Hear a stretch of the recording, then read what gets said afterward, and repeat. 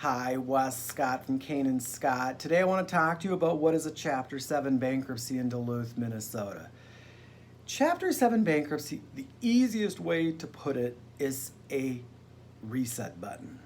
It's like pushing a reset button and the debt's gone.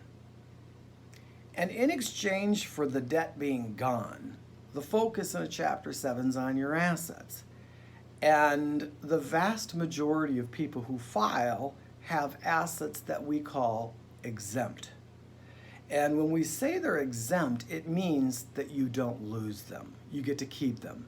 And the vast majority of people who file Chapter 7 bankruptcy have no assets a trustee can take. Homes are protected, vehicles, clothing, furnishings, pensions, that sort of thing. And there are some people who have non-exempt assets, but we have to keep things in perspective, and usually those non-exempt assets are somewhat modest.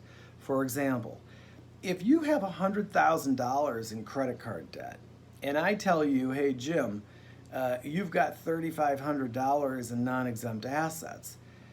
Well, if you give a trustee $3,500, in exchange, you'll lose your liability on $100,000 in debt, tax-free. Isn't that a good deal?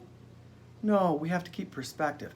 And I think sometimes people get a little confused because they think this should be easy, this should be, I'm in debt, I'm suffering, you gotta help me. No, I know that. And bankruptcy does help you. But there is medicine sometimes that has to be taken when you do a Chapter 7 bankruptcy. Sometimes people have non-exempt assets, and that's why you always hire experienced bankruptcy attorneys when you do a bankruptcy.